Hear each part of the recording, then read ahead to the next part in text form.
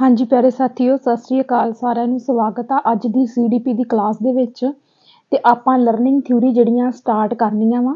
Learning theory start ਕਰਨ ਤੋਂ ਬਾਅਦ ਜਿਹੜਾ ਵਾ ਆਪਾਂ ਕਰਾਂਗੇ ਜਿਵੇਂ ਥੋਰਨਡਾਈਕ ਹੋ ਗਿਆ, ਪਾਵਲਵ ਹੋ ਗਿਆ, ਹਨਾ, ਵਾਟਸਨ ਹੋ ਗਿਆ, BF ਸਕਿਨਰ ਹੋ ਗਿਆ, ਜਿਹਦੇ ਵੀ ਇਹਨਾਂ ਨੇ ਅਲੱਗ-ਅਲੱਗ ਪੰਛੀਆਂ ਜਾਨਵਰਾਂ ਤੇ ਜਿਹੜੇ ਐਕਸਪੈਰੀਮੈਂਟ ਕੀਤੇ। ਇਹਨਾਂ ਥਿਊਰੀਆਂ ਨੂੰ ਮੈਂ ਬਹੁਤ ਹੀ ਆਸਾਨੀ ਦੇ ਨਾਲ ਬਿਲਕੁਲ ਦੇਸੀ ਭਾਸ਼ਾ ਦੇ ਵਿੱਚ ਮੈਂ ਤੁਹਾਨੂੰ ਸਮਝਾਉਂਗੀ ਕਿ ਤੁਹਾਨੂੰ ਬਾਰ-ਬਾਰ ਇਹ ਥਿਊਰੀ ਕਿਤੇ ਵੀ ਕਰਨ ਦੀ ਲੋੜ ਨਹੀਂ ਪੈਣੀ। ਇਸ ਤੋਂ ਪਹਿਲਾਂ ਮੈਂ ਇੰਟੈਲੀਜੈਂਸ ਥਿਊਰੀ ਸਾਰੀਆਂ ਕੰਪਲੀਟ ਕਰਵਾ ਚੁੱਕੀ ਹਾਂ, ਗਰੋਥ ਡਿਵੈਲਪਮੈਂਟ ਵੀ ਕਰਵਾ ਚੁੱਕੀ ਹਾਂ, ਹੈਰੀਡਿਟੀ ਇਨਵਾਇਰਨਮੈਂਟ ਸਾਰੇ ਹੀ ਟੌਪਿਕ ਮੈਂ ਕਰਵਾ ਚੁੱਕੀ ਹਾਂ।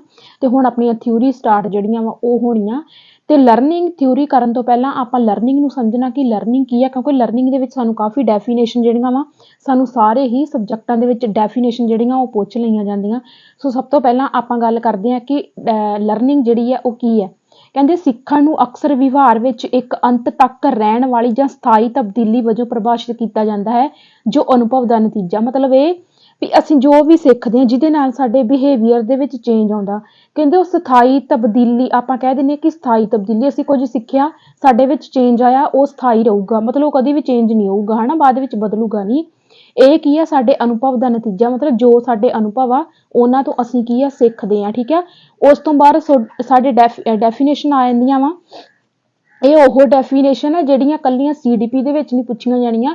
ਇਹ ਉਹ ਡੈਫੀਨੇਸ਼ਨ ਆ ਜਿਹੜੀਆਂ ਸਾਨੂੰ ਪੰਜਾਬੀ ਦੇ ਵਿੱਚ ਵੀ ਪੁੱਛ ਲਈਆਂ ਜਾਂਦੀਆਂ, ਜਿਹੜੀਆਂ ਸਾਨੂੰ SST ਦੇ ਵਿੱਚ ਪੁੱਛ ਲਈਆਂ ਜਾਂਦੀਆਂ। ਸਾਇੰਸ ਹਰ ਇੱਕ ਜੋ ਵੀ ਸਾਡੇ PSTET ਦੇ ਜਿੰਨੇ ਵੀ ਸਿਲੇਬਸ, ਚਾਹੇ ਪੇਪਰ 1 ਚਾਹੇ ਪੇਪਰ 2, ਜਿੰਨੇ ਵੀ ਸਬਜੈਕਟ ਆ, ਇਹ ਉਹ ਡੈਫੀਨੇਸ਼ਨ ਆ ਜਿਹੜੀਆਂ ਤੁਹਾਨੂੰ ਪੁੱਛ ਲਈਆਂ ਜਾਂਦੀਆਂ ਹਰ ਇੱਕ ਸਬਜੈਕਟ ਦੇ ਵਿੱਚ। ਠੀਕ ਆ, ਤੇ ਇਹਨਾਂ ਨੂੰ ਧਿਆਨ ਦੇ ਨਾਲ ਤੇ ਐਂਡ ਤੱਕ ਬਣੇ ਰਹਿਣਾ। ਮੈਂ ਨਾਲ ਤੁਹਾਨੂੰ ਇਹ ਵੀ ਦੱਸੂਗੀ ਕਿ ਡੈਫੀਨੇਸ਼ਨ ਨੂੰ ਨਾ ਬਹੁਤੇ ਬੱਚੇ ਰੱਟਾ ਲਾ ਕੇ ਡੈਫੀਨੇਸ਼ਨ ਯਾਦ ਕਰਦੇ ਆ, ਏਦਾਂ ਹੀ ਆ ਨਾ।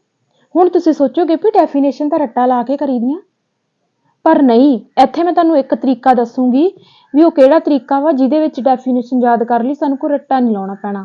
ਦੇਖੋ, ਪਹਿਲੀ ਡੈਫੀਨੇਸ਼ਨ ਹੈਗੀ ਆ ਗੇਟਸ ਦੀ, ਬਹੁਤ ਫੇਮਸ ਆ। ਸਿੱਖਣਾ ਅਨੁਭਵ ਦੁਆਰਾ ਵਿਵਹਾਰ ਵਿੱਚ ਆਉਣ ਵਾਲਾ ਪਰਿਵਰਤਨ ਆ। ਠੀਕ ਆ, ਕਰਨਾ ਪੈਣਾ ਸੀ ਇੱਥੇ, ਕੋਈ ਗੱਲ ਨਹੀਂ, ਬਾਅਦ ਦੇ ਵਿੱਚ ਪਾ ਲਾਂਗੇ।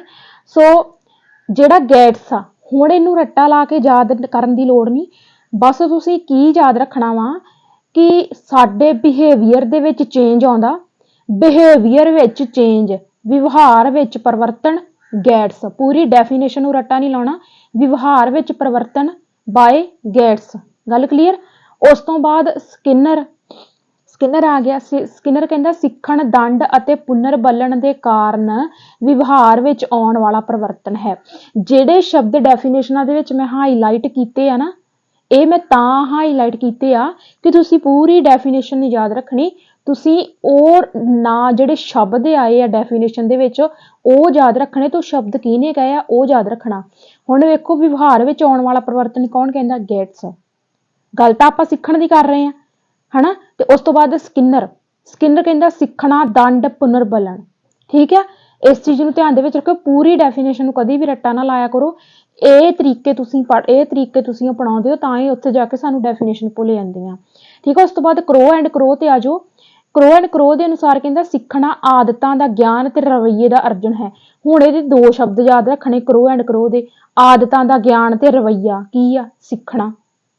ਠੀਕ ਹੈ, ਉਸ ਤੋਂ ਬਾਅਦ ਵੁੱਡਵਰਥ ਆ ਗਿਆ।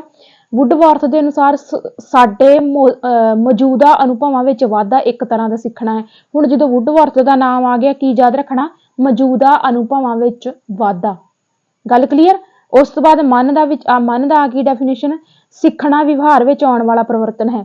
ਇਹਨੇ ਤਾਂ ਡੈਫੀਨੇਸ਼ਨ ਐ ਦਿੱਤੀ ਮਨ ਨੇ, ਵੀ ਮੈਨੂੰ ਹਾਸਾ ਜਿਹਾ ਆਉਂਦਾ ਵੀ ਜਿੱਦਾਂ ਨਾ ਕਿਸੇ ਮਜਬੂਰੀ 'ਚ ਡੈਫੀਨੇਸ਼ਨ ਦਿੱਤੀ ਹੋਵੇ, ਜਿੱਦਾਂ ਨਾ ਇਹਨੂੰ ਕਿਹਾ ਗਿਆ ਹੋਵੇ ਵੀ ਸਾਰਿਆਂ ਦੀਆਂ ਡੈਫੀਨੇਸ਼ਨ ਦੇਣੀਆਂ ਜ਼ਰੂਰੀ ਹੈ, ਤੈਨੂੰ ਵੀ ਇੱਕ ਡੈਫੀਨੇਸ਼ਨ ਦੇਣੀ ਪੈਣੀ ਆ, ਤੇ ਇਹਨੇ ਮਜਬੂਰੀ 'ਚ ਕਿਹਾ ਹੋਵੇ ਚੱਲ ਯਾਰ ਮੇਰੀ ਆਹ ਵਾਲੀ ਲਿਖ ਲਓ, ਹਨਾ। ਇੰਝ ਲੱਗਦਾ ਨਾ ਵੀ ਜਿਵੇਂ ਇਹਨੇ ਏਦਾਂ ਕਿਸੇ ਮਜਬੂਰੀ ਜੀ ਦੇ ਵਿੱਚ ਡੈਫੀਨੇਸ਼ਨ ਦਿੱਤੀ ਹੋਵੇ, ਹਨਾ।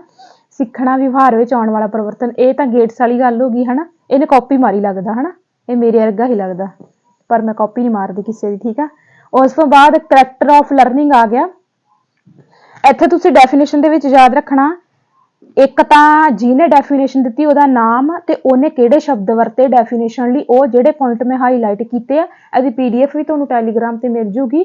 ਤੇ ਇਹ ਸਾਰੀਆਂ ਡੈਫੀਨੇਸ਼ਨ ਮੇਰੇ ਸਾਰੇ ਸਟੂਡੈਂਟ ਨੂੰ ਪਤਾ ਹੋਣੀਆਂ ਚਾਹੀਦੀਆਂ ਵਿਦਆਊਟ ਰੱਟਾ ਲਾਇਆ। ਠੀਕ ਹੈ।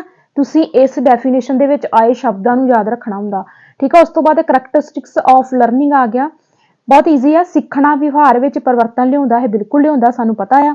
ਵਿਵਹਾਰ ਕਾਰਨ ਸਿੱਖਣ ਵਿੱਚ ਆਈ ਤਬਦੀਲੀ ਸਥਾਈ ਹੁੰਦੀ, ਬਿਲਕੁਲ ਸਥਾਈ ਹੁੰਦੀ ਹੈ। ਜੋ ਚੀਜ਼ ਅਸੀਂ ਇੱਕ ਵਾਰੀ ਸਿੱਖ ਲਈ ਹੈ ਨਾ, ਤੇ ਉਹ ਨਿਕਲ ਨਹੀਂ ਜਾਊਗੀ ਸਾਡੇ ਮਾਈਂਡ ਦੇ ਵਿੱਚੋਂ, ਸਾਡੇ ਮਾਈਂਡ ਦੇ ਵਿੱਚ ਸਥਾਈ ਤੌਰ ਤੇ ਰਹੂਗੀ। ਸਿੱਖਣਾ ਉਮਰ ਭਰ ਚੱਲਣ ਵਾਲੀ ਪ੍ਰਕਿਰਿਆ ਹੈ। ਸਿੱਖਣਾ ਇੱਕ ਸਰਵ ਵਿਆਪੀ ਪ੍ਰਕਿਰਿਆ ਹੈ। ਠੀਕ ਹੈ। ਉਸ ਤੋਂ ਬਾਅਦ ਦੇਖੋ, ਸਿੱਖਣਾ ਉਦੇਸ਼ਪੂਰਨ ਅਤੇ ਟੀਚਾ ਨਿਰਦੇਸ਼ਿਤ ਹੁੰਦਾ ਹੈ। ਮਤਲਬ ਜਦੋਂ ਅਸੀਂ ਕੋਈ ਵੀ ਚੀਜ਼ ਸਿੱਖ ਰਹੇ ਹਾਂ, ਉਹਦੇ ਪਿੱਛੇ ਸਾਡਾ ਕੋਈ ਉਦੇਸ਼ ਹੁੰਦਾ ਵਾ, ਸਾਡਾ ਕੋਈ ਟੀਚਾ ਹੁੰਦਾ ਵਾ। ਜਿੱਥੇ ਸਾਡਾ ਕੋਈ ਟੀਚਾ ਨਹੀਂ ਆ, ਸਾਡਾ ਕੋਈ ਉਦੇਸ਼ ਹੀ ਨਹੀਂ ਆ, ਉਹਦਾ ਮਤਲਬ ਇਹ ਹੁੰਦਾ ਕਿ ਅਸੀਂ ਕਿਸੇ ਉਦੇਸ਼ ਲਈ ਨਹੀਂ ਸਿੱਖ ਰਹੇ, ਫਿਰ ਤਾਂ ਅਸੀਂ ਟਾਈਮ ਪਾਸ ਕਰ ਰਹੇ ਹਾਂ, ਹਨਾ। ਜਿੱਥੇ ਸਾਡਾ ਕੋਈ ਉਦੇਸ਼ ਆ, ਕੋਈ ਵੀ ਕੰਮ ਆ, ਜ਼ਰੂਰੀ ਨਹੀਂ ਪੜ੍ਹਨਾ, ਕੋਈ ਵੀ ਕੰਮ ਆ ਅਸੀਂ ਸਿੱਖ ਰਹੇ ਹਾਂ, ਉਹਦੇ ਪਿੱਛੇ ਸਾਡਾ ਕੋਈ ਨਾ ਕੋਈ ਉਦੇਸ਼ ਹੁੰਦਾ। ਸਿੱਖਣ ਨਾਲ ਨਵੇਂ ਅਨੁਭਵਾਂ ਦੀ ਪ੍ਰਾਪਤੀ ਹੁੰਦੀ ਆ, ਬਿਲਕੁਲ ਹੁੰਦੀ ਹੈ। ਜਦੋਂ ਅਸੀਂ ਕੋਈ ਵੀ ਚੀਜ਼ ਸਿੱਖਦੇ ਹਾਂ ਤੇ ਸਾਡੇ ਅੰਦਰ ਬਹੁਤ ਨਵੇਂ ਤੋਂ ਨਵੇਂ ਅਨੁਭਵ ਹੁੰਦੇ ਆ, ਹਨਾ। ਸਿੱਖਣ ਇੱਕ ਸਥਿਤੀ ਤੋਂ ਦੂਜੀ ਸਥਿਤੀ ਵਿੱਚ ਹਸਤਾਂਤਰਿਤ ਹੁੰਦਾ ਹੈ। ਮਤਲਬ ਆਪਾਂ ਪੜ੍ਹਦੇ ਨਹੀਂ ਹੁੰਦੇ ਕਿ ਪਹਿਲੀ ਇੱਕ ਸਿੱਖੀ ਹੋਈ ਚੀਜ਼ ਦੂਜੀ ਸਿੱਖਣ ਵਾਲੀ ਚੀਜ਼ ਦੇ ਵਿੱਚ ਹੈਲਪ ਕਰਦੀ ਆ, ਹਨਾ। ਇਹ ਚੀਜ਼ ਆ। ਸਿੱਖਣਾ ਸ਼ਖਸੀਅਤ ਦੇ ਸਰਵ ਪੱਖੀ ਵਿਕਾਸ ਵਿੱਚ ਸਹਾਇਤਾ ਕਰਦਾ ਹੈ। ਸਰਵ ਪੱਖੀ ਵਿਕਾਸ ਤਾਂ ਤੁਸੀਂ ਪੜ੍ਹਿਆ ਹੋਊਗਾ ਫਿਜ਼ੀਕਲ ਐਜੂਕੇਸ਼ਨ ਦੇ ਵਿੱਚ ਵੀ, ਉੱਦਾਂ ਵੀ ਮੈਂਟਲੀ, ਹਨਾ, ਫਿਜ਼ੀਕਲੀ, ਸਾਡਾ ਹਰ ਇੱਕ ਪੱਖ ਤੋਂ ਭਾਵਨਾਤਮਕ ਤੌਰ ਤੇ ਸਾਰਾ ਵਿਕਾਸ, ਉਹਨੂੰ ਅਸੀਂ ਕੀ ਕਹਿ ਦਿੰਦੇ ਹਾਂ, ਸਰਵ ਵਿਆਪੀ ਵਿਕਾਸ। ਠੀਕ ਹੈ। ਸਿੱਖਣ ਦੁਆਰਾ ਸਿੱਖਣ ਅਧਿਆਪਨ ਦੇ ਉਚਿਤ ਉਦੇਸ਼ਾਂ ਨੂੰ ਪ੍ਰਾਪਤ ਕੀਤਾ ਜਾ ਸਕਦਾ, ਬਿਲਕੁਲ ਕੀਤਾ ਜਾ। ਹੁਣ ਆਹ ਵਾਲਾ ਜਿਹੜਾ ਪੁਆਇੰਟ ਆ, ਸਿੱਖਣ ਦੁਆਰਾ ਸਿੱਖਣ ਅਧਿਆਪਨ ਉਦੇਸ਼ਾਂ ਨੂੰ ਪ੍ਰਾਪਤ ਕੀਤਾ ਜਾ ਸਕਦਾ, ਇਹ ਪੁਆਇੰਟ ਸਾਡੇ ਤੇ ਲਾਗੂ ਹੁੰਦਾ। ਹੁਣ ਅਸੀਂ ਕਿਉਂ ਸਿੱਖ ਰਹੇ ਹਾਂ? ਤੁਸੀਂ ਪੀਐਸ ਸਟੱਡੀ ਦੀਆਂ ਕਲਾਸਾਂ ਲਾ ਰਹੇ ਹੋ, ਯੂਟਿਊਬ ਤੇ ਵਧੀਆ ਤੋਂ ਵਧੀਆ ਟੀਚਰ ਦੀ ਭਾਲ ਕਰਦੇ ਹੋ, ਹਨਾ। ਤੁਸੀਂ ਸਿੱਖ ਰਹੇ ਹੋ, ਤੁਸੀਂ ਪੀਐਸ ਸਟੱਡੀ ਦੀ ਤਿਆਰੀ ਕਰ ਰਹੇ ਹੋ, ਤੁਸੀਂ ਸਿੱਖ ਰਹੇ ਹੋ। ਇਹਦਾ ਮਤਲਬ ਇਹ ਵੀ ਸਾਨੂੰ ਵਧੀਆ ਟੀਚਿੰਗ ਲਰਨਿੰਗ ਲਈ ਆਪਾਂ ਟੀਚਰ ਬਣ ਜਾ ਰਹੇ ਹਾਂ। ਆਪਾਂ ਕਿਹਦੇ ਵਿੱਚ ਇਨਕਲੂਡ ਆ? ਟੀਚਰ ਲਰਨਿੰਗ ਦੇ ਵਿੱਚ। ਤੇ ਆਪਾਂ ਨੂੰ ਟੀਚਰ ਲਰਨਿੰਗ ਯਾਨੀ ਕਿ ਅਧਿਆਪਨ ਦੇ ਜਿਹੜੇ ਉਦੇਸ਼ ਆ, ਉਹਨਾਂ ਨੂੰ ਪ੍ਰਾਪਤ ਕਰਨ ਲਈ ਸਾਨੂੰ ਸਿਖਾਇਆ ਜਾ ਰਿਹਾ। ਇਹਦੇ 'ਚ ਸਾਡੇ ਪੇਪਰ ਆ ਗਏ, ਸਾਡੀਆਂ ਅਲੱਗ-ਅਲੱਗ ਜਿੰਨੀਆਂ ਵੀ ਸਾਡੇ ਲੈਵਲ ਆ, ਉਹ ਆ ਗਏ। ਠੀਕ ਹੈ। ਸਿੱਖਣਾ ਸਮਾਯੋਜਨ ਕਰਨ ਵਿੱਚ ਸਹਾਇਤਾ ਕਰਦਾ ਹੈ, ਬਿਲਕੁਲ। ਸਿੱਖਣਾ ਜਿਹੜਾ ਵਾ ਐਡਜਸਟਮੈਂਟ ਕਰਨ ਦੇ ਵਿੱਚ ਬਿਲਕੁਲ ਸਹਾਇਤਾ ਕਰਦਾ। ਹੁਣ ਇੱਥੇ ਆਪਾਂ ਇੱਕ ਬੱਚੇ ਦੀ ਐਗਜ਼ਾਮਪਲ ਲੈ ਲਈਏ, ਹਨਾ। ਬੱਚੇ ਨੂੰ ਸਕੂਲ ਦੇ ਵਿੱਚ ਸਿਖਾਇਆ ਜਾਂਦਾ ਕਿ ਉਹਨੇ ਇੱਕ ਡਿਸਿਪਲਿਨ ਕ੍ਰੀਏਟ ਰੱਖਣਾ, ਵੀ ਉਹਨੇ ਡਿਸਿਪਲਿਨ ਦੇ ਵਿੱਚ ਰਹਿਣਾ, ਹਨਾ। ਉਹਨੂੰ ਪਤਾ ਹੁੰਦਾ ਤੇ ਉਹਦੇ ਅਕੋਰਡਿੰਗ ਹੀ ਐਡਜਸਟਮੈਂਟ ਕਰਨੀ ਸਿੱਖ ਜਾਂਦਾ। ਹਾਲਾਂਕਿ ਬੱਚਾ ਘਰ ਦੇ ਵਿੱਚ ਕਿੰਨੀ ਉਥਲ ਪੁਥਲ ਮਚਾਉਂਦਾ, ਕਿੰਨਾ ਕੁਛ ਕਰਦਾ, ਤੁਹਾਡੇ ਸਭ ਦੇ ਬੱਚੇ ਹੈਗੇ, ਤੁਹਾਨੂੰ ਸਭ ਨੂੰ ਪਤਾ, ਹਨਾ। ਪਰ ਸਕੂਲ ਦੇ ਵਿੱਚ ਉਹਨੂੰ ਜਦੋਂ ਡਿਸਿਪਲਿਨ ਭਰਿਆ ਮਾਹੌਲ ਮਿਲਦਾ, ਜਾਂ ਉਹਨੂੰ ਇੱਕ ਹਦਾਇਤਾਂ ਦਿੱਤੀਆਂ ਜਾਂਦੀਆਂ ਵੀ ਡਿਸਿਪਲਿਨ 'ਚ ਰਹਿਣਾ, ਉਹ ਉਸ ਦੇ ਅਕੋਰਡਿੰਗ ਐਡਜਸਟਮੈਂਟ ਕਰਨੀ ਸਿੱਖ ਜਾਂਦਾ। ਇਸ ਕਰਕੇ ਕਿਹਾ ਜਾਂਦਾ ਕਿ ਸਿੱਖਣਾ ਸਮਾਯੋਜਨ ਕਰਨ ਵਿੱਚ ਸਹਾਇਤਾ ਕਰਦਾ। ਵਿਵਹਾਰ ਵਿੱਚ ਲੋੜੀਂਦੀਆਂ ਤਬਦੀਲੀਆਂ ਸਿੱਖਣ ਦੇ ਦੁਆਰਾ ਲਿਆਈਆਂ ਜਾ ਸਕਦੀਆਂ ਹਨ। ਮਤਲਬ ਇਹ ਕਿ ਬਿਹੇਵੀਅਰ ਦੇ ਵਿੱਚ, ਜੇ ਕੋਈ ਅਸੀਂ ਆਪਣੇ ਬਿਹੇਵੀਅਰ ਦੇ ਵਿੱਚ ਕੋਈ ਚੇਂਜ ਲਿਆਉਣਾ ਵਾ, ਤੇ ਅਸੀਂ ਉਹ ਸਿੱਖਣ ਦੇ ਨਾਲ ਹੀ ਲਿਆ ਸਕਦੇ ਹਾਂ। ਫੋਰ ਐਗਜ਼ਾਮਪਲ, ਆਪਾਂ ਮਾੜਾ ਵਿਵਹਾਰ ਕਰ ਰਹੇ ਹਾਂ, ਆਪਾਂ ਨੂੰ ਕੋਈ ਸਿਖਾਵੇ ਵੀ ਇੱਦਾਂ ਨਹੀਂ ਕਰਨਾ ਚਾਹੀਦਾ, ਇਹ ਬੈਡ ਆ, ਹਨਾ। ਜਿੱਦਾਂ ਹੁਣ ਬੱਚੇ ਨੂੰ ਸਿਖਾਉਂਦੇ ਆ ਗੁੱਡ ਹੈਬਿਟ, ਬੈਡ ਹੈਬਿਟ, ਹਨਾ। ਮਤਲਬ ਕਿ ਇਹਦੇ ਨਾਲ ਬੱਚੇ ਦੇ ਵਿਵਹਾਰ ਦੇ ਵਿੱਚ ਚੇਂਜ ਆਉਂਦਾ ਵਾ, ਚਾਹੇ ਕੋਈ ਵੀ ਆ, ਬੱਚਾ ਆ, ਵਿਅਕਤੀ ਆ, ਕੋਈ ਵੀ ਆ। ਠੀਕ ਆ।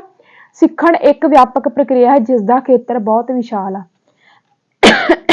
ਖੇਤਰ ਵਿਸ਼ਾਲ ਤਾਂ ਸਾਨੂੰ ਪਤਾ ਹੀ ਆ, ਅਸੀਂ ਜਨਮ ਤੋਂ ਲੈ ਕੇ ਮੌਤ ਤੱਕ ਕੁਝ ਨਾ ਕੁਝ ਸਿੱਖਦੇ ਰਹਿੰਦੇ ਆ। ਇਸੇ ਹੀ ਕਰਕੇ ਤਾਂ ਵਿਆਪਕ ਖੇਤਰ ਆ ਜਿਹੜਾ ਸਿੱਖਣ ਦਾ। ਉਸ ਤੋਂ ਬਾਅਦ ਡੋਮੇਨ ਆ ਜਾਂਦੇ ਆ, ਡੋਮੇਨਸ ਆਫ ਲਰਨਿੰਗ।